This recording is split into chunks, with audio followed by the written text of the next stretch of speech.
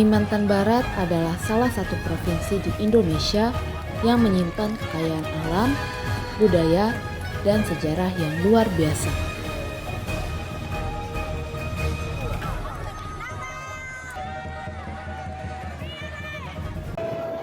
Kalimantan Barat merupakan salah satu provinsi di Indonesia yang beribu kota Pontianak. Provinsi ini adalah provinsi terluas keempat di Indonesia dengan luas wilayah sekitar 147.000 km persegi dan lebih dari 5 juta jiwa penduduk. Kalimantan Barat memiliki banyak sungai besar maupun kecil yang menjadi jalur transportasi utama menuju pedalaman daerah. Oleh karena itu, Kalimantan Barat dijuluki sebagai Provinsi Seribu Sungai. Secara geografis, Kalimantan Barat berbatasan langsung dengan Sarawak, Malaysia di sebelah utara, Kalimantan Timur di sebelah timur, Laut Natuna dan Selat Karimata di sebelah barat, dan Kalimantan Tengah serta Laut Jawa di sebelah selatan. Dalam bidang ekonomi, Kalimantan Barat mengandalkan sektor pertanian dan perkebunan seperti padi, jagung, kedelai, karet, kelapa, dan kelapa sawit.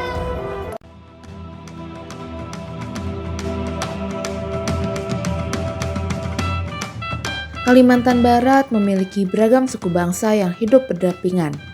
Keberagaman ini menjadi bagian penting dalam kehidupan masyarakatnya. Yuk kita lihat apa saja suku bangsa yang ada di Kalimantan Barat. Suku Melayu adalah suku mayoritas di kota Pontianak. Mereka sangat erat dengan agama Islam dan kehidupan sungai. Selain itu, ada juga suku Dayak. Suku Dayak merupakan penduduk asli Kalimantan Barat. Terdiri dari banyak suku seperti Dayak Kanayatan, Dayak Iban, dan lainnya. Selain itu, ada juga suku Tionghoa. Suku Tionghoa banyak tinggal di Pontianak dan sekitarnya. Sultan Hamid II atau nama aslinya adalah Syarif Abdul Hamid Al-Qadri. Ia berasal dari Pontianak. Ia adalah sosok pahlawan nasional Indonesia yang berjasa sebagai perancang lambang negara Indonesia atau Garuda Pancasila. Beliau sempat menjadi tawanan perang pada masa pendudukan Jepang di Indonesia. Sultan Hamid II juga mengikuti berbagai perundingan penting seperti konferensi Meja Bundar atau disingkat sebagai KMB dan Malino. Suku bangsa Dayak Ngaju dan setiap penganut agama Kaharingan menjalankan upacara ini yang dilaksanakan secara bertingkat-tingkat.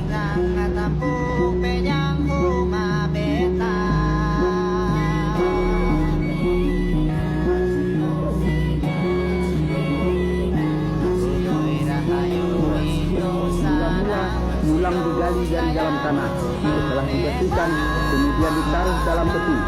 Dalam 7 hari 7 malam, peti-peti dibawa dengan perahu ke hilir sungai untuk kemudian dibakar sebagai perlambang hapusnya kotoran duniawi yang melekat pada sang karwa.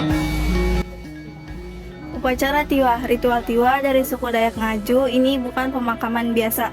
Tulang leluhur digali untuk dihormati dan dipindahkan ke sandung, rumah roh mereka.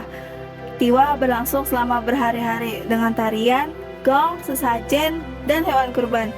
Semua biayanya bisa mencapai ratusan juta.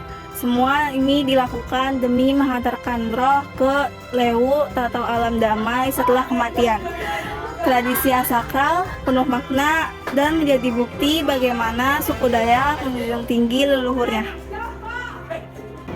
Salah satu rumah adat dari Provinsi Kalimantan Barat adalah Rumah Betang, yang merupakan rumah dari masyarakat Dayak.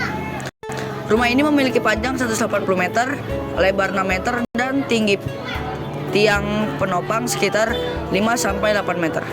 Sehingga rumah ini dapat ditinggali oleh banyak keluarga. Rumah Betang memiliki 50 ruangan. Bukan tempat tinggal, rumah ini sering dijadikan sebagai tempat beraktivitasnya masyarakat Dayak.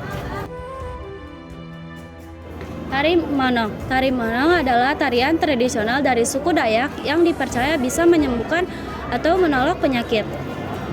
Tarian ini dibawakan oleh seorang dukun sambil membaca mantra. Namun kini, tari Monong sering ditampilkan dalam pertunjukan seni sebagai hiburan sekaligus upaya melestarikan budaya Dayak. Penari menggunakan pakaian adat Dayak dan dikelilingi oleh alat musik tradisional. Sapek adalah alat musik petik tradisional dari suku Dayak.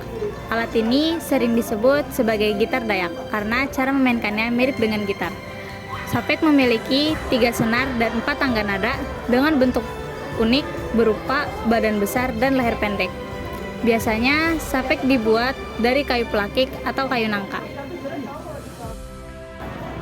Pakaian adat wanita disebut dengan ta'a dan dihiasi dengan manik. Pakaian adat pria disebut dengan sampai sapak.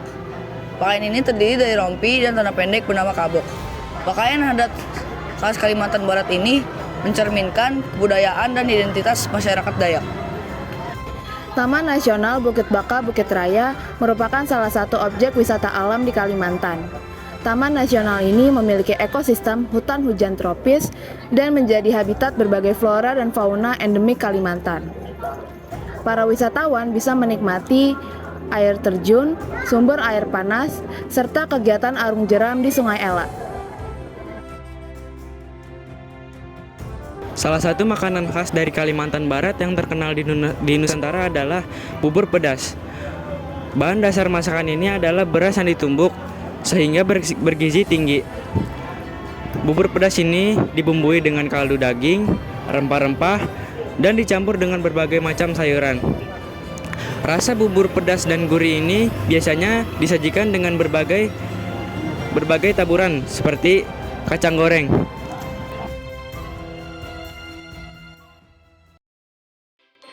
Inilah kekayaan budaya, alam, dan sejarah Kalimantan Barat yang patut kita jaga dan lestarikan.